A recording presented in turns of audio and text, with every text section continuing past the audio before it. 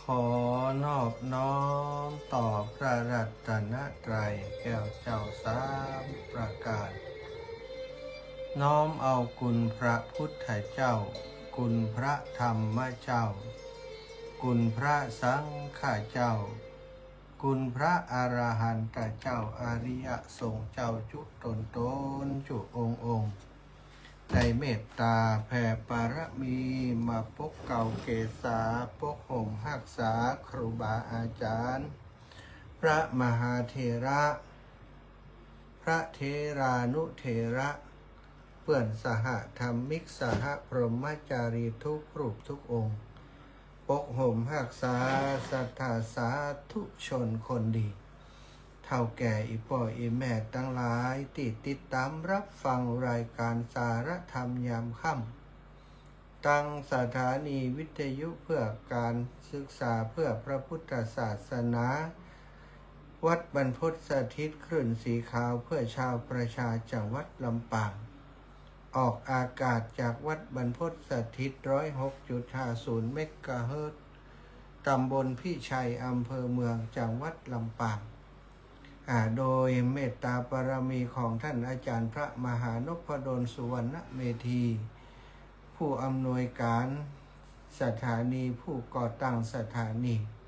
และทีมงานสถานีซึ่งประกอบไปด้วยท่านโยมลูกดร.แอมพัชริยาฟองจันตาน้องนัทสถาพรสุธาคำช่างเทคนิคและน้องดิวอนุพงษ์ตาจินะช่างเทคนิคจิตอาสาของสถานีเป็นทีมงานคุณภาพทำงานโดยบัดได้มีค่าจ้างรางวัลแต่ประการใดสถาเป็นผู้ที่ทำงานด้วยความเสียสละก็ขอบุญกุศลที่ลูกๆได้กระทำได้ช่วยเหลือครูบาอาจารย์ได้ทำหน้าที่ในการ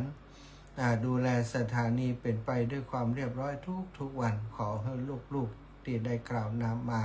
ผู้เกี่ยวข้องทุกคนทุกท่านตลอดถึงศรัทธาอีพ่ออีแม่ที่ให้หอมเป็นค่าน้ำกาไฟมาทุกวันที่ฟังรายการหอมมาทุกเดือนเราก็ต้องขอขอบคุณทุกคนทุกท่านเป็นอย่างสูงขอความเจริญรุ่งเรืองจงมีแก่ผู้เกี่ยวข้องทุกคนนะศรัทธาพบปะกันวันนี้วันที่28เดือนมีนาศักราชพระพุทธาได้2569พระวสาญาติโยมทั้งหลายวันนี้เป็นวันเสาร์วันเสาร์เป็นวันหยุดหยุดราชการแต่ว่าหลายคนเขาบ่ได้หยุดการหยุดงานเนาะก็ยังทำงานอยู่เป็นวันหยุดของทางราชการเปิ้นวันนี้ก็ถือว่าเป็นวันพักผ่อนของหลายคนโดยเฉพาะผู้ที่เป็นข้าราชการผู้ที่ทำงานรัฐวิสาหกิจที่หยุดวันเสาร์อาทิตย์เนาะก็เป็นวันครอบครัววันอยู่กับบ้านกับจอง ออกบ้านไปไหนก็น้ำมันแปลงอยู่กับบ้านอยู่กับครอบครัวพบปะกันค่ำนี้แรงนี้ขอบคุณไปยังสถานีวิทยุ 104.50 เมกะเฮิรตซ์ท่านอาจารย์พระครูสมุวิสุวัฒน์วรกิจโจสมปานเจ้าวัดวัดฝายหินผอ.สถานีวิทยุ 104.50 เมกะเฮิรตซ์วัดฝายหินได้เมตตาเชื่อมสัญญาณเกาะสัญญาณรายการสารธรรมยามค่ำจากตังลำปางไปออกตังเชียงใหม่ตัวยบางวันไหนที่เปิดมีถ่ายทอดกิจกรรมที่เชียงใหม่ก็อาจจะบ่ได้ถ่ายทอดเสียงหรือว่าเกาะสัญญาณจากลำปางไปก็ได้แล้วแต่เหตุการณ์ท่านอาจารย์ได้ดูแลเครือข่ายพระสงฆ์นักพัฒนาภาคเหนือครูบาอาจารย์นักจัดรายการและก็โดยเฉพาะพื้นที่จังหวัดเชียงใหม่งานของคณะสงฆ์มีกิจกรรมบางอย่างจะต้องไปถ่ายทอดสดท่านอาจารย์มีทีมงานก็ไปถ่ายทอดสดนำภาพนำเสียงมาออกอากาศศรัทธาพี่น้องได้ติดตามบางวันก็อาจจะไม่ได้เกาะสัญญาณจากลำปางแต่โดยส่วนใหญ่แล้วถ้าบ่มีกิจกรรมถ่ายทอดสดท่านอาจารย์ก็เกาะสัญญาณไปทุกวันเนาะ เอาศรัทธาพบปะกันแล้วก็ไปปล่อยแม่ไหวพระสวดมนต์ทำวัดเย็นก่อนเนอะกราบพระพร้อมกันกราบหนึ่งพุทโธเมนาโถกราบสองธัมโมเมนาโถกราบสามสังโฆเมนาโถ อิมินาสการเรนะพุทธังอภิปูชยามิอิมินาสการเรนะธัมมังอภิปูชยามิอิมินาสการเรนะสังฆังอภิปูชยามิอรหังสัมมาสัมพุทโธภะคะวาพุทธังภะคะวันตังอภิวาเทมิกราบสวากขาโตภะคะวะตาธัมโมธัมมังนะมัสสามิกราบสุปฏิปันโนภะคะวะโตสาวกสังโฆสังฆังนะมามิกราบนะโมตัสสะภะคะวะโตอะระหะโตสัมมาสัมพุทธัสสะนะโมตัสสะภะคะวะโตอะระหะโตสัมมาสัมพุทธัสสะนะโมตัสสะภะคะวะโตอะระหะโตสัมมาสัมพุทธัสสะพุทธังสรณังคัจฉามิธัมมังสรณังคัจฉามิสังฆังสรณังคัจฉามิตุติยัมปิพุทธังสรณังคัจฉามิตุติยัมปิธัมมังสรณังคัจฉามิ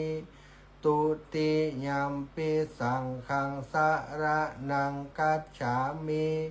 ตติยัมปิพุทธังสรณังคัจฉามิตติยัมปิธัมมังสรณังคัจฉามิตติยัมปิสังฆังสรณังคัจฉามิอิติปิโสภะคะวะอะระหังสัมมาสัมพุทโธวิชชาจารณะสัมปันโนสุขโตโลกวิทูอนุตตโรปุริสัทธัมมะสารทิสัทธาเทวมนุษสานังพุทโธภาคาวาติสาวาคาโตภาคาวาตาธัมโมสันทิฏฐิโกอากาลิโกเอหิปัสสิโกโอปันนายิโกปัจจตังเวทิตาโพวินโยหิติสุปฏิปันโนภะคะวะโตสาวกสังโฆอุชุปฏิปันโนภะคะวะโตสาวกสังโฆยายาปฏิปันโนภะคะวะโตสาวกสังโฆสามิจิปฏิปันโนภะคะวะโตสาวกสังโฆยะติตังจัตตาลิปุริสายุคานิอัฏฐปุริสปุคลาเอสะภะคะวะโตสาวกสังโฆอาหุนายโยปาหุนายโยทักขินายโยอัญชลิกะระนิโยอนุตตรังปุญญเขตังโลกัสสาติกราบพระพร้อมกันเด้อศรัทธาญาติโยมกราบหนึ่งพุทธังวรันตังศิรสานะมามิกราบสองธัมมังวรันตังศิรสานะมามิกราบสามสังฆังวรันตังศิรสานะมามิอ้าวไหว้พระสวดมนต์ทำวัดเย็นเรียบร้อยหมด หน้าที่แล้วในการทำวัดนะ ได้ทำสิ่งที่มีมงคลมงคลแก่ตนตัวของหมู่เฮาท่านเจ้าทั้งหลายเนาะศรัทธาญาติโยมต่อไปก็จะได้นำสาระธรรมสนทนำมามาจากกับศรัทธาอีปออีแม่ต่อไปเนาะวันก่อนก็ได้นำเรื่องการฟังธรรมตามการมากับศรัทธาญาติโยมว่ามีประโยชน์นักหนาการฟังธรรมตามการได้ฟังสิ่งที่บ่ได้ฟังฟังได้ฟังสิ่งได้ทบทวนสิ่งที่ฟังไปแล้วนะได้เกิดกุศลในการฟังนะทำให้จิตมีความสงบนะได้มีปัญหาต่างๆเกิดขึ้นนะก็ได้แก้ไขในการฟังนั้นนะการฟังธรรมตามการทำให้ชาวพุทธทั้งหลายของเฮาเจริญตั้งสติปัญญาแล้วก็จะได้พบความสงบสุขไปในอนาคตไปหน้าโดยเป็นอานิสงส์ของการฟังธรรมตั้งหลายศรัทธาญาติโยมเนาะก็ได้ฟังหลายเรื่องหลายราวแต่ละวันอย่างตะกี้ที่ผ่านไปศรัทธาอีพ่ออีแม่ติดตามรายการของพระอาจารย์พระมหานฤดลมหาปัญโย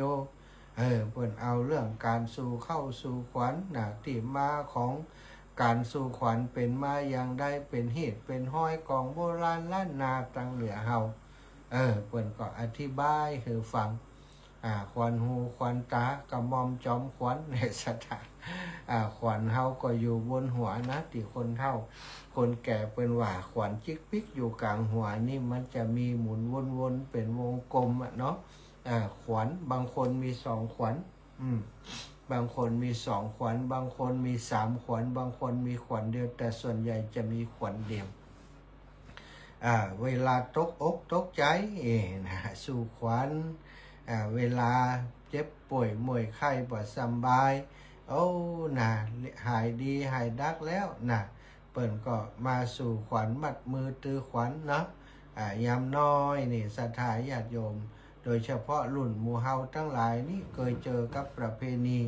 เวลาบ่สบายมาเนาะเปิ่นก็สู่ขวัญสู่ขวัญด้วยการ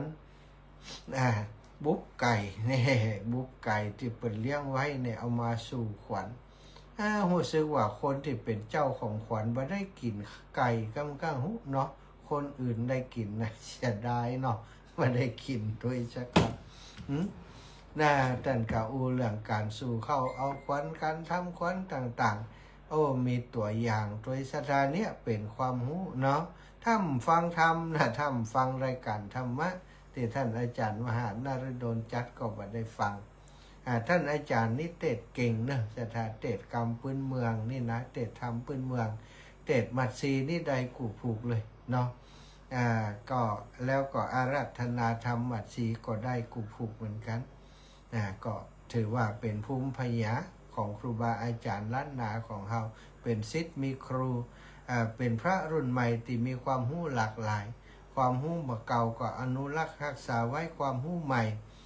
เป็นพระสงฆ์ที่มีการศึกษาปริญญาตรีปริญญาโทพุทธศาสตร์บัณฑิตด้านการศึกษาครุศาสตร์ได้สอนอยู่ที่โรงเรียน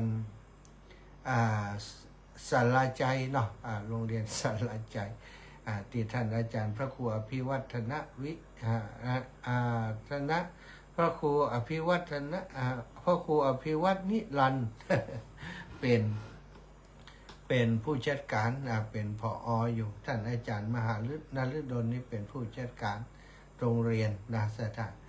ท่านอาจารย์มีความรู้หลายด้านถ้าเราได้ฟังรายการธรรมะอย่างนี้ก็มาได้ฟังเพิ่นเนาะ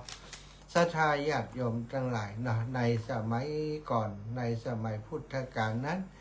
เมื่อมีการเผยแผ่พระพุทธศาสนาไป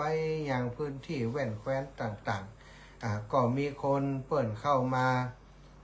ปีคนที่เปิ่น ได้มีโอกาสเข้าใกล้และได้มีโอกาสไปฟังธรรมของพระสัมมาสัมพุทธเจ้าพ่องไปฟังธรรมจากพระสาวกพ่อง แล้วก็ได้มาบวชในพุทธศาสนานะไปเผยแผ่กันตลอดนะ45 พรรษาพระพุทธองค์เสด็จไปเองพ่องทรงสาวกไปพ่องสาวกไปประกาศศาสนาไปเผยแผ่ในพื้นที่ต่างๆที่ทุรกันดารบางที่บางคนก็กลับไปบัดเกิดเมืองนอนเพื่ออาศัยความอนุเคราะห์สงเคราะห์แก่ญาติสนิทมิตรสหายอยู่ในแคว้นอยู่ในเมืองที่ท่านเกิดนั้นนะมีพระภิกษุรูปหนึ่งนะชื่อว่าโสนะนะพระภิกษุโสนะนี้เมื่อเข้ามาบวชในพุทธศาสนาแล้วจริงๆแล้วเปิ่นเป็นคนที่ใส่ใจสนใจในเรื่องของการประพฤติดีปฏิบัติชอบมาตั้งแต่เป็นเด็กๆน้อยๆแล้วนะโสนะพระโสนะนี้ก็เป็นเปื่อนกับพระราชาแคว้นกาสีตั้งแต่สมัยเป็นเด็กน้อยๆนะสนิทสนมกับพระกุมารของแคว้นกาสีซึ่งต่อมาต่างคนต่างเจริญเติบโตเจริญเติบใหญ่ขึ้นมาก็ต้องแยกทางกันปฏิบัติหน้าที่ของไผของมันนะพระกุมารก็ได้อยู่ต่อมาก็ได้เสวยได้ครองราชเป็นพระราชาแห่งแคว้นกาสีก็มานึกถึงเปื่อนนะเปื่อนของเฮามีหลายคนบางคนก็มาเป็นเสนาอามาตย์มาเป็นทหารอยู่ในแว่นแคว้นในแคว้นกาสีในเมืองของพระองค์แต่บางคนนี่ติดสนิทสนมกันไปอยู่ที่ไหนบ่ปะกันเมินแล้วไปอยู่ไหนกันโดยเฉพาะโสนกุมารนี่นะเวลาคิดถึงเปื่อนก็คิดถึงโสนกุมารเพราะโสนกุมารนี้มักจะมีมักเป็นเปื่อนที่มักจะมีคำสอนดีๆมาบอกกับพระราชาซึ่งตอนเด็กๆนี่ก็มีเปื่อนเนาะเป็นรุ่นราวคราวเดียวแต่ว่าพระสหายของพระองค์ที่ชื่อว่าโสนกุมารนี้เป็นคนสงบเสงี่ยมเป็นคนกิริยามารยาทดีเป็นบัณฑิตมักจะกล่าวแนะนำพร่ำสอนพระกุมารอยู่ตลอดนะเป็นเปื่อนที่ถือว่าสนิทกันคนหนึ่งนะพอพระองค์ได้คืนครองราชย์แล้วก็มานึกถึงเปื่อนอยู่ตลอดนะก็บาหันหน้าไปอยู่ที่ไหนไปอยู่บ้านใดเมืองใดคนอื่นๆนี่หันกันหมดแล้วนะบางคนก็ตายจากไปบางคนก็มารับราชการบางคนเป็นพ่อค้ากหบดีบางคนก็ทำอาชีพเป็นเจ้าบ้านทั่วไปได้หู้ได้หันได้ฮุบปบปะกันตอนตีใหญ่แต่โสนกุมารนั้นบ่เคยหันเลยพระราชาก็มาล่ำเปิงนึกถึงนะสหายวัยเยาว์ของพระองค์คนนี้ก็เลยได้อู้ขึ้นมาในระหว่างการประชุมเสนาอำมาตย์นะก็อู้กันถึงเรื่องบ้านเมืองต่างๆเลิกประชุมแล้วก็องค์ก็ปรารภถึงโสนกุมารถามเสนาอำมาตย์ทั้งหลายผู้เป็นมิตรเป็นเพื่อนกันว่าหันโสนกุมารของก็ตั้งแต่น้อยๆมากับปะกันอยู่นะจนอายุวัยรุ่นเข้าหนุ่มเข้าอย่างนี้ก็ยังหันอยู่แต่บัดเดียวนี้บ่หันเลยไปอยู่ที่ไหนเนี่ยนายโสนนี้นะพระราชาก็ปรารภขึ้นมาคนทั้งหลายก็บอกว่านั่นแหละเนาะข้าพระองค์ก็บ่หันเหมือนกันเพราะมันไปไหนฮะพระองค์ว่ากันนั้นกะเขาก็บอกว่าไปไหนเนี่ยเอาอย่างนี้นะเขาจะมอบรางวัลให้กับคนติดไปเสาะหาตัวโสนกุมารเนี่ยป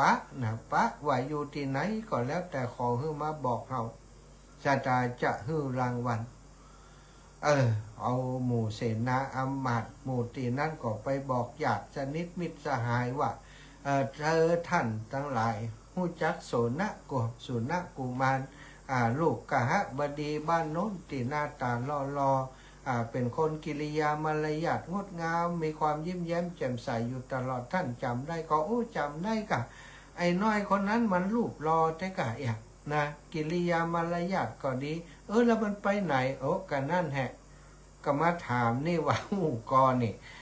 อยากจะหูว่าเปิ่นอยู่ที่ไหนเอาอย่างอีบัดเดียวพระราชามอบรางวัลให้คนที่เสาะหาโสนกุมารได้ไปปะโสนกุมารให้มาแจ้งบอกกับพระองค์จะให้รางวัลอย่างงา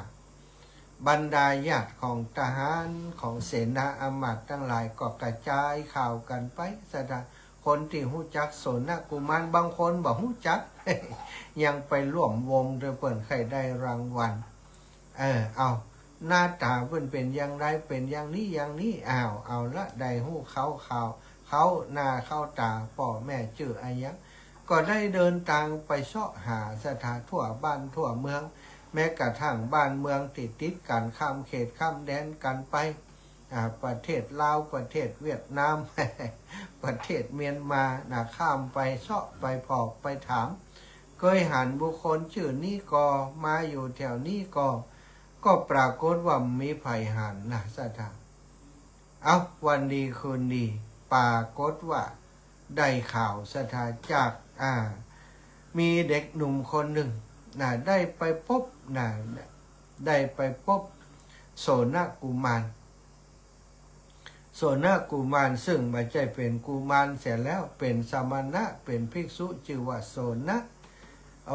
ปฏิบัติธรรม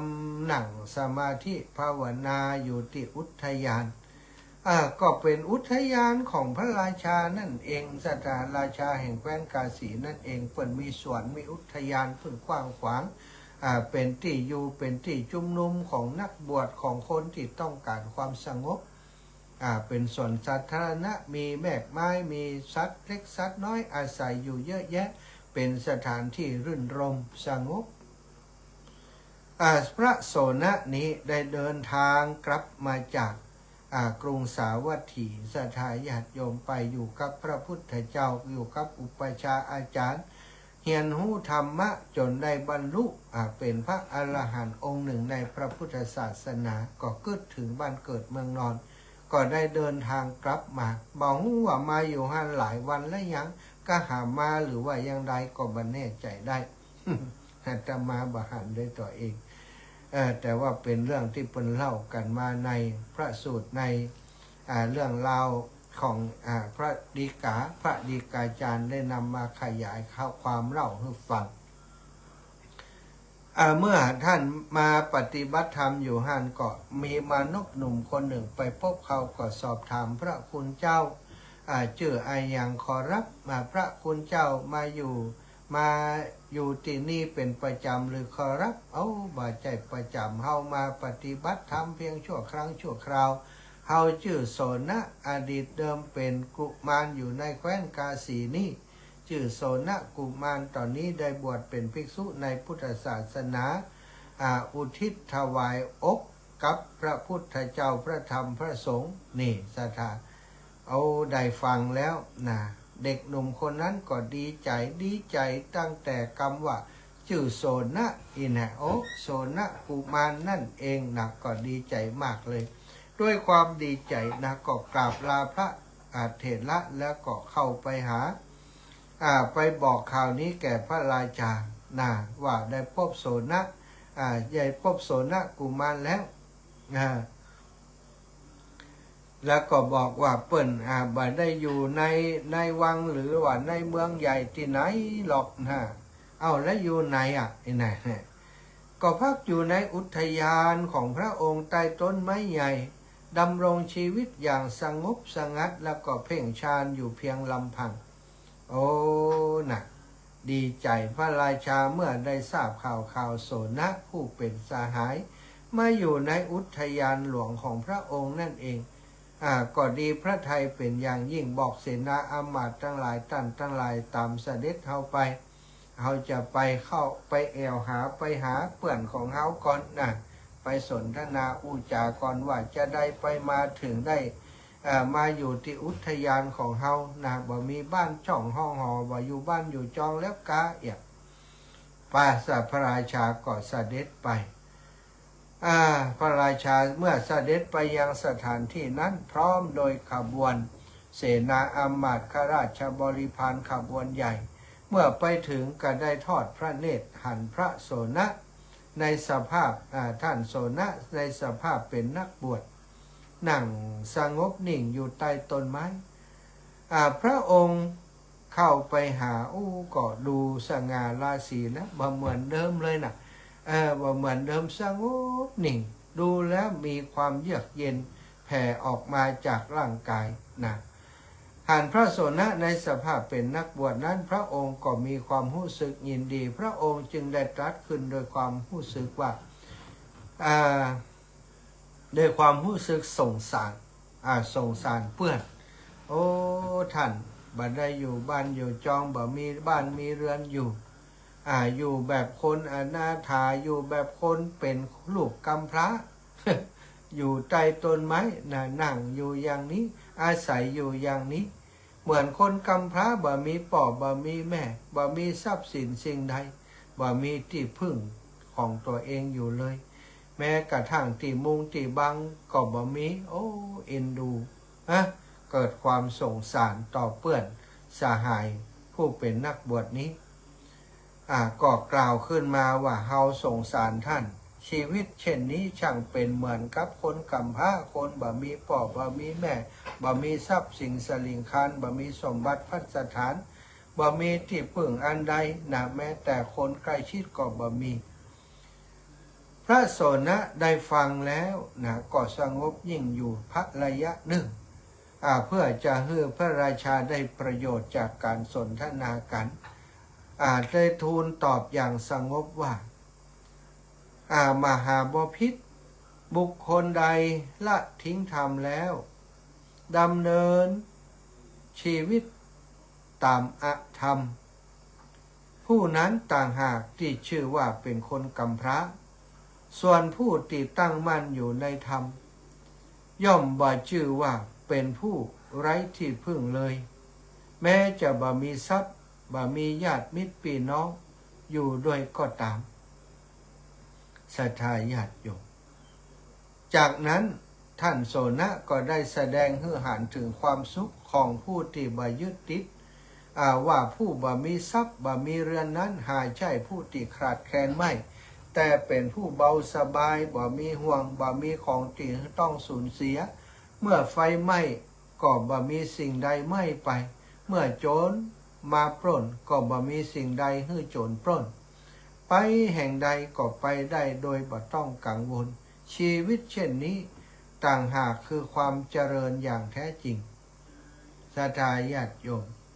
พระโสนะได้แสดงธรรมแก่พระราชาซึ่งพระราชาบอกว่าเอ็นดูเป็นเหมือนกับคนกำพร้าท่านบอกว่าคนที่เป็นกำพร้าก็คือคนที่ทิ้งธรรมไปปฏิบัติอธรรมทิ้งธรรมะไปหาอธรรมศรัทธาญาติโยมไปหาอกุศลกรรมนั่นเองไปทำอกุศลกรรมทิ้งกรรมอันเป็นกุศลหรือว่าทิ้งธรรมไปทำสิ่งที่ไม่เป็นธรรมก็คืออกุศลกรรมคนอย่างนั้นต่างหากที่เรียกว่าคนกำพร้าแต่คนที่บัดทิ้งธรรมนี้จะเรียกว่าคนกำพร้าบ่ได้ศรัทธาญาติโยมท่านโสนะก็บอกว่าพระองค์เคยได้ยินเรื่องราวของสมณะสากยบุตรชื่อว่าโคตมะหรือไม่ได้ยินที่เพิ่นบอกว่าเป็นพระพุทธเจ้านั้นทรัพย์สินสลิงคารพระองค์มีมากมายเพียงใดหากพระองค์ครองราชจะได้เป็นเจ้าจักรพรรดิพระองค์ก็ทรงละราชสมบัติทั้งหมดเข้ามาบวชในพุทธศาสนาเข้ามาเป็นได้มาปั่มเปงได้มาค้นหาสัจธรรมของชีวิตนั้นได้ตรัสรู้อนุตตรสัมมาสัมโพธิญาณเป็นพระพุทธเจ้าเฮาเป็นลูกศิษย์ของพระองค์พระองค์ได้ทิ้งทรัพย์สินมากมายเพื่อจะปฏิบัติธรรมถ้าการทิ้งทรัพย์สินมากมายของพระองค์กายทำให้พระองค์เป็นคนกำพร้าก็คงบ่มีคำว่าพระพุทธเจ้าเกิดขึ้นหรอกพระราชาพระราชาได้ฟังดังนั้นก็นิ่งฟังอยู่เมื่อฟังแล้วแม้จะทราบซึ้งในธรรมแต่ก็ยังทรงยอมรับว่าตัวของพระองค์นี้ยังยินดีในกามความสุขในชีวิตคฤหัสถ์อยู่ยังผูกพันในความสุขทั้งของมนุษย์และก็สวรรค์และก็ตรัสถามว่าจะทำอย่างใดจึงจะได้ทั้งสองทางอย่างสมบูรณ์แสดงพระโสนกะก็กล่าวอุปมาให้ฟังว่า พระองค์จงทรงสดับเรื่องนี้แล้วก็พิจารณาดูล็อกนะจะเป็นไปได้หรือไม่ที่จะได้ถึง2 ทางพระองค์พิจารณาดูก็คือมีกาตัวหนึ่งนะกาตัวหนึ่งได้ไปพบซากช้างตายลอยแม่น้ำมากาตัวหนึ่งไปพบเขาโดยบังเอิญก็ดีใจคิดว่าโอ้ได้ทั้งอาหารแล้วก็ที่อยู่ ไม่ต้องไปไหนแล้วคือช้างมันตัวใหญ่สตาจับช้างไปก็จกกินไปติ๊กมีตึงที่อยู่มีตึงอาหารมีตึงอาหารมีตึงที่อยู่ก็เกาะกินอยู่อย่างเพลิดเพลินจำเริญใจจับไปกินไปศรัทธาญาติโยมบ่ได้ไปที่ไหนม่วนใจอร่อยมากนะเนื้อจ้างก็มีเยอะนะเพลิดเพลินโดยบ่หูเลยว่าแม่น้ำที่ตัวเองพบช้างนั้นมันอยู่ใกล้ทะเลแล้วนะก็ลอยไปเรื่อยๆนะพัดพาไปสู่ทะเลมหาสมุทรเมื่อถึงที่สุดนะอาหารก็หมดก็กินตึงวันสถาอาหารก็หมดลงเมื่ออาหารหมดลงก็เท่ากับว่าช้างตัวนั้นนะมันก็ต้องจมลงไปสถากาตัวนั้นเนื่องจากว่าบ่ได้ฝึกบินมาเมินแล้วก็อยู่ช้างนะตึ้มไปไหนกินอย่างเดียวสถากินแล้วก็รับก็นอนนั่นช้างมันตัวใหญ่เนาะกินแล้วก็รับก็นอนฮัดบินไปไหนพอถึงเวลาอาหารหมดแล้วตัวก็ล่ำก็อ้วนละบ่ออกกำลังกายก็บินไปไหนบ่ได้สถาจะบินไปฝั่งก็ไปบ่ถึงเนื่องจากว่าฟังอยู่ในบ่หูเพราะบ่ได้พอเลยมัวแต่ก้มกินอย่างเดียวสุดท้ายกาตัวนั้นก็ต้องจมน้ำตายจมน้ำลงไปแล้วก็สูบซัดน้ำทั้งหลายมากัดมากินเช็ดมากองดองสตายญาติโยมพระโสนะก็กล่าวว่าบุคคลผู้ลงไหลในกามก็เช่นเดียวกันพระองค์หันว่ากามนั้นเป็นความสุขแต่แท้จริงแล้วกำลังถูกพัดพาไปสู่ความพินาศโดยบ่หูตัวเหมือนกับกาที่กินช้างตัวนั้นเนาะเพลิดเพลินจำเริญใจอยู่แต่ในที่สุดนะก็ถึงความพินาศโดยบ่หูตัวเมื่อพระราชาได้สดับอุปมานี้แล้วพระทัยของพระองค์ก็เกิดความเศร้าสลดแล้วก็ตื่นขึ้นทันทีสถานมีสติตื่นรู้ขึ้นมาทันทีโอ้ดับอุปมาเปรียบเทียบเพื่อหานภาพได้ชัดเจนพระราชาได้ตื่นรู้ทันทรงตระหนักว่าโอ้บ่มีไผที่จะรู้ว่าความตายจะมาในวันพรุ่งนี้พระองค์บ่ต้องการตกอยู่ในอำนาจแห่งกามเหมือนนกกาตัวนั้นอีกต่อไปจึงตัดสินพระทัยสละราชสมบัติทั้งหมดมอบให้แก่พระโอรสชื่อว่าทีฆาวุเอาพระโอรสก็ไปโดยเสนาอมาตย์ราชบริพารทหารทั้งหลายก็ไปโดยได้ฟังธรรมก็คล้อยตามธรรมะที่ท่านโสนกะนั้นแสดงก็บ่มีภัยคัดค้านนะในการที่พระองค์ทรงดำริอย่างนั้นเพราะทุกคนก็หันสัจธรรมของชีวิตหลายๆคนก็อยากจะบวชตามพระราชาโดยเฉพาะทีฆาวุ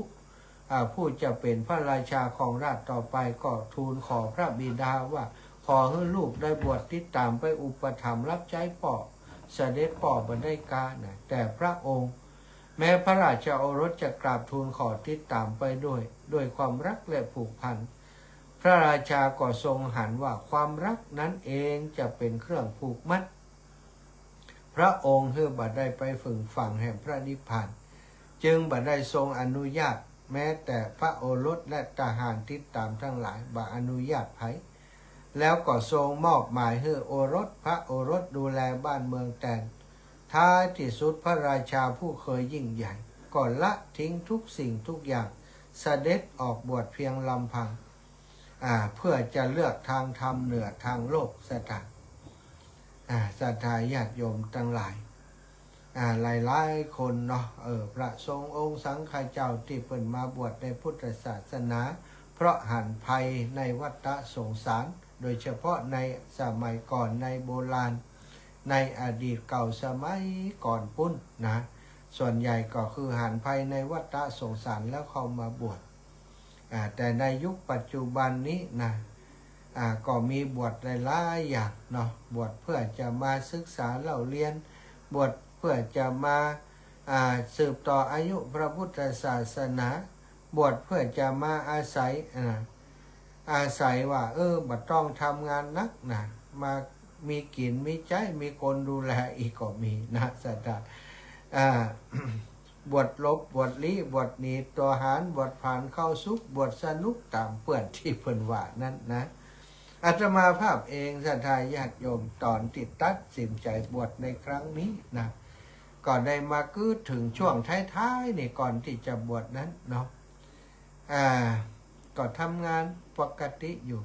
แต่ว่าใจหนึ่งในใจนี่ก็มากืดว่าชีวิตนี้แจ้งมาเจ้ามาก็เหมือนนกเหมือนกาออกไปหากิน ไปทำการทำงานได้สตางค์มาเลี้ยงดูแลครอบครัวอายุก่อนนักมาถึงวันนะกลับมาจากทำงานมาถึงบ้านก็นอนดูทีวีผ่องก็ทำกิจกรรมโน่นนั่นนี่ผ่องแล้วก็เข้านอนแล้วตื่นเจ้ามาก็ลุกไปทำงานวนเวียนอยู่อย่างนี้มันมีความรู้สึกอย่างหนึ่งเกิดขึ้นศรัทธาญาติโยมนะเนี่ยที่เปิ้นเรียกว่าเป็นความเบื่อหน่ายเป็นความนิพพิทาอย่างสักอย่างนี่ที่มันเกิดขึ้นในจิตใจแต่ตอนนั้นก็ไม่ได้กึดเรื่องของการจะบวชนะเพียงแต่กึดว่าวันเวลานี้เดี๋ยวก็ผ่านไปเดี๋ยวก็ผ่านไปเดี๋ยวก็แจ้งเดี๋ยวก็มืดเดี๋ยวก็แจ้งอยู่อย่างเนี้ยชีวิตวนเวียนอยู่กับเรื่องโมเนี้ยนะนี่พอดีจังวะโอกาสนอติว่าปัญหาที่โรงเรียนมีนั่นนะเอาว่าอย่างใดจะช่วยโรงเรียนได้ถ้าเป็นฆราวาสมันช่วยบ่ได้นะศรัทธามันต้องทำมาหากินเลี้ยงดูครอบครัวตามหน้าที่ของฆราวาสแต่ถ้าบวชเป็นทุเจ้ามันทำได้ก็เลยมาคิดถึงว่าที่เฮามันรู้สึกเบื่อในชีวิตเบื่อจำเจมันซ้ำซากมันยังเบาว่าอยู่กับชีวิตที่มันรู้สึกถึงวันหนึ่งมามันเกิดอาการแบบนั้นบ่ได้รังเกียจหรือว่าบ่ได้บ่มีความสุขกับครอบครัวนะครอบครัวก็สบายอยู่ดูแลกันนี้บ่มีปัญหาอย่างกันแต่ความรู้สึกภายในที่มันเกิดขึ้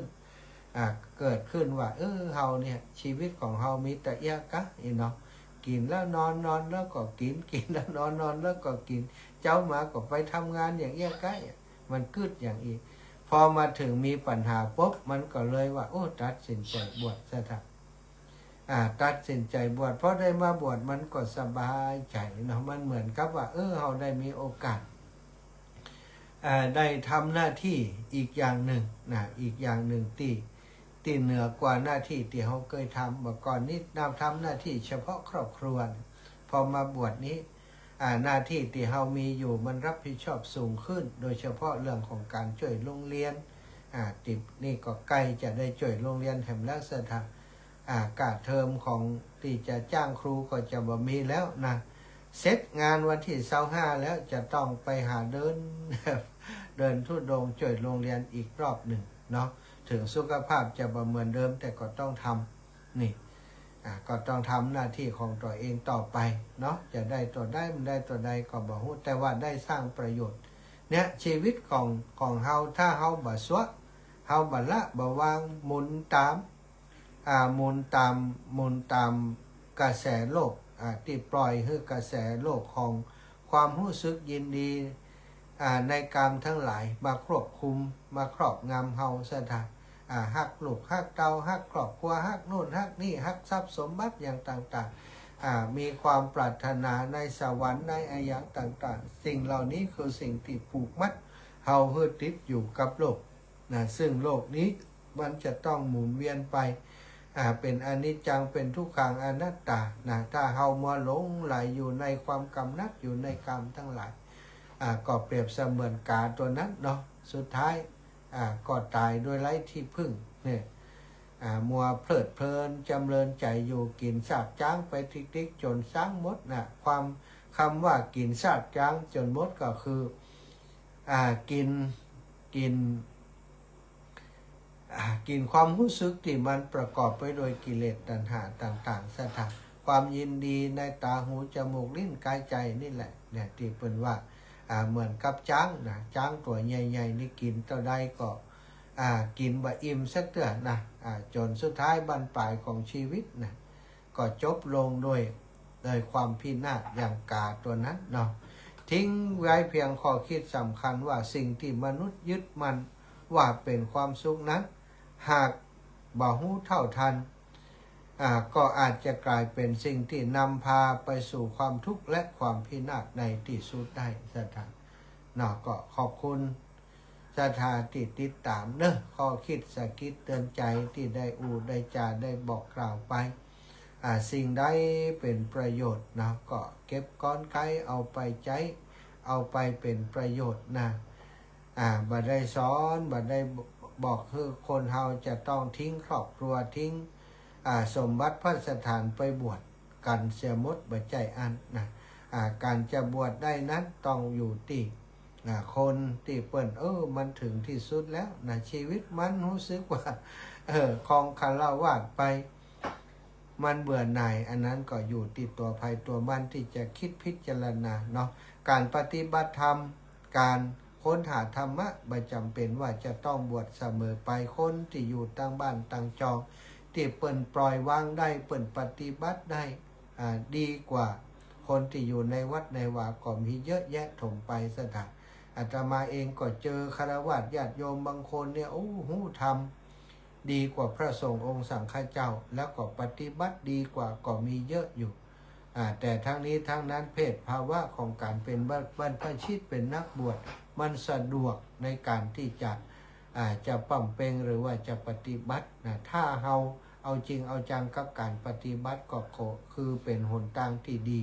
ในการที่จะปฏิบัตินั่นเองเนาะการบวชเอาศรัทธาญาติโยมก่อนที่จะให้ศรัทธาได้มาจากกันนะก็จะขออนุญาตประกาศประชาสัมพันธ์รวบยอดไปเลยสำหรับคนที่เปิ่นหายหอมสถานีวิทยุมาตั้งแต่แรกที่อาตมาเริ่มสร้างเนาะตอนนี้นะศรัทธาญาติโยมได้เรือเก็บรายละเอียดแหมประมาณสัก 40% เนาะโครงสร้างอย่างต่างๆเสร็จเรียบร้อยหมดละเนาะเพียงแต่ว่าเก็บรายละเอียดส่วนนั้นส่วนนี้เนาะของอาคารสำนักงานก็ทำทุกวันทำจนป้อมได้ถ่ายรูป มีเวลาได้ถ่ายรูปมีเวลาได้ไลฟ์สดศรัทธาได้หันว่าอาตมาทำงานอะไรอย่างพ่องทำไปถึงไหนแล้วก้มหน้ารับตาทำกันอย่างเดียวบ่ได้พักศรัทธาสลาที่มาทำงานตัวอาตมาถ้าไผ่ขี้ข้านนี่ถ้าบ่อยู่ตัวเนาะสลามาช่วยงานมีลูกมืออยู่2 คนนะแล้วก็มีช่างที่เป็นงานแล้ว1 คนก็มาช่วยกันทำงานนี่ตั้งแต่เจ้าเข้างานไปกับพุ่นศรัทธา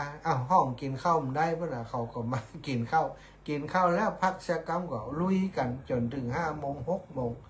นะทำกันไปม่วนกันไปอู้กันไปเป็น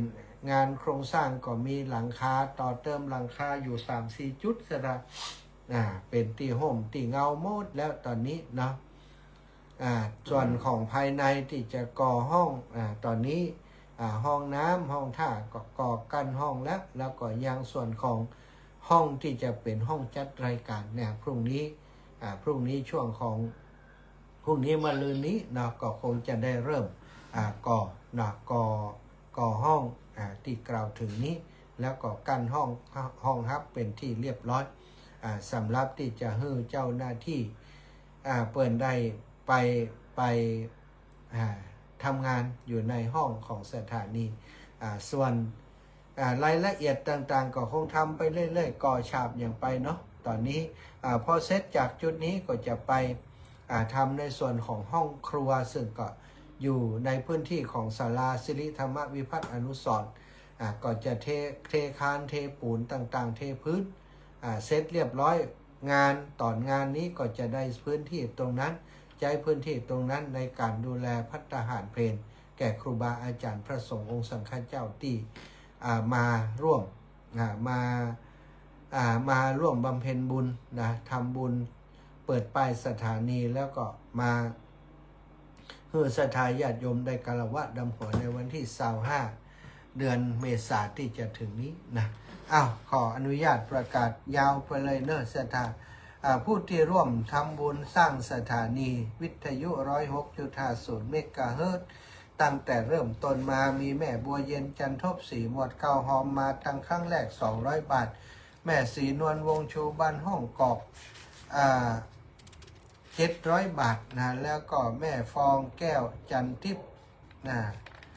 อันนี้อันเปิ่นได้หอมแต่จดชื่อไปก็ว่าหอมมาหมดเนาะแม่เพนคนสู้ชีวิต100 บาทยมร้องสมจิตตอนนั้นนะหอมมาแล้ว200 บาทแม่ยาเล็กปาวลี500 บาทแม่รวยวันอภิธัญญากร1,100 บาทแม่ยาเรียบวังสมบัติ100 บาทครอบครัวเยาวละอองคุณครูคุณบุญจงคุณสุภาชนชานนะหอมกับนางสาวจารุภาห่วมบุญกับเบื้องมา100 บาทแม่บัวไข่กิ่งก้ำหอมกับเบื้องมา100 บาทแม่นวลศรีพันธุ์ที่สืบบ้านแม่กุยหอมกับเบื้องมา200 บาทแม่บุญนาคชัยธนุ500 บาทแม่หลวงวันธรรมวงศานะ60 บาทแม่คำน้อยปารามี100 บาทแม่บุญปันนอใหญ่บ้านทุ่ง200 บาทแม่สีคำปารามีบ้านทุ่ง200 บาทคนวิทวัฒน์คุณพรกนกอันนี้หอมลงทานลูกตอนนั้นละเนาะแม่ทองสุขใจยะวัง100 บาทแม่บานเย็นจันทะวง200 บาทพ่อบุญธรรมบ้านโป่งนอง200 บาทแม่บุญศรีทรงศรีสกุล300 บาทแม่ทิพย์กาฟัง100 บาทแม่ตุนแก้วทิพย์กันเงินนะ100 บาทถวายส่วนตัวแม่แหม100 บาทแม่ตุมมาแสนอินคำถวายส่วนถวายหอมมาแหม100 บาทป่อบุญมาแม่จันแก้วบุญเรืองบ้านแม่กุย500 บาทแม่สมพรดวงรัตน์2,000 บาทแม่กาบแก้วสีอินแก้ว200 บาทแม่เฉลียวบ้านร่องนอดหอมกระเบื้อง100 บาทแล้วพับป่าอำเภอฝาง100 บาทนะแล้วแม่ไลผักเตจะหอมกระเบื้อง100 บาทแม่ครูพวงทอง2,000 บาทแม่ขจรสารปี500 บาทแม่ทองเครือชัยคันธาหอมสำนักงาน800 บาทหอมไฟฟ้าแหม200 บาทพ่อสีแม่เลิศปงจันตาบันปงเหนือสำนักงาน100 บาทผ้าป่า100 บาทแม่ฉลองธรรมยา100 บาทแม่นิตยาจินดาปลูก300 บาทบุญส่งจิตทิตารีสุธาคำ200 บาทแม่ดีมั่นคงบ้านสีบุญเรืองแจ้ห่ม200 บาทป่อจำรวยแม่ถนอมนามวง100 บาทโยมปี่เบญจามาลังกา500 บาทแม่บานเย็นจันตะวง200 บาทแม่มณีสมบูรณ์สำนักงาน100 บาทแม่พัดสมจันตา100 บาทอรพินรามบุตรนะ100 บาทนี้ส่วนตัวแม่บัวลอยชัยสวรรค์พระปานสำนักงานหอมกระเบื้อง100 บาทแม่สมใจปีบ้านใหม่100 บาทอัมพรเทพพรมวง100 บาทแม่นางคำอ้ายนะหอมมาแหม100 บาทแม่เพนณลำปูนหอม100 บาทแม่ประณีตนะกระเบื้อง100 บาทแม่กิมแดงวงอินหนองร่อง100 บาทพ่อช่วยแม่นันสมบูรณ์ไฟฟ้า100 บาทแม่ปราณีชัยวง100 บาทแม่อ้วนสิงเชื้อ100 บาทนายดิษนางยุพินบุญมารา100 บาทพ่ออารีแม่พิกุลวงแก้ว100 บาทแม่ปอสียอด40 บาทแม่ทองสุขใจเนี้ยวัง100 บาทแม่บัวไข่วงหาร100 บาทแม่หลวงวันธรรมวงศาสตร์ทุ่งกรวย60 บาทแม่โยมก่อมี100 บาทแม่แก้วใจแย่สารบ่อแห้วกาไฟ100 บาทนายสวัสดิ์นางบุญเทียมถาบุญชูศรีบุญเรือง100 บาทแม่ตะน้อมแสนมุดป่าเหียง500 บาทแม่ศรีวันวงชมพู50 บาทแม่บัวลอยสายเขียว103 บาทแม่ทองสุข และกันทะ100 บาทแม่อ่อนสิงเชื้อทุ่งม่านเหนือหอมกาไฟ50 บาทนางใบฟูอินตะทุ่งกูได้100 บาทพ่อวิลาศแม่พิษสมัยเขื่อนคำแสน100 บาทยายจันอินผูกบ้านสีกัม100 บาทนางจำลองสุยะเล็กสีกัม100 บาทแม่สุพินศรีวิชิต400 บาทแม่วินชัยอุด200 บาทแม่สุบินประดิษฐ์อาคมประดิษฐ์300 บาทพ่อสีโรดแม่ประพินหน่อแก้ว100 บาทแม่เล็กจันเมาปงใต้100 บาทแม่จันเต็มแม่จันเต็มนามวงปงใต้100 บาทแม่คำมูลคำพ่อปงใต้100พ่อแปงแม่คำแปงหน่อแก้ว100 บาทแม่บอขีดทับโปกาไฟ100สำนักงาน200แม่จำเนียนใจตาบันจำนะสำนักงาน100 บาทคุณสังวรคุณปราณียานเทวี100 บาทแม่คำสียศปงไต100 บาทรถมาแล้วเนาะโอเคเอาศรัทธาญาติโยมเนอะตอนนี้รถมาแล้วขออนุญาตเนาะก็ยังไม่จบแต่พรุ่งนี้ประกาศต่อเนอะเอาละเวลาหมดเวลาก็จะทำรายการจากลาไปก่อนจัตตารโอธรรมาวทันติอายุวันโนสุขังพระลา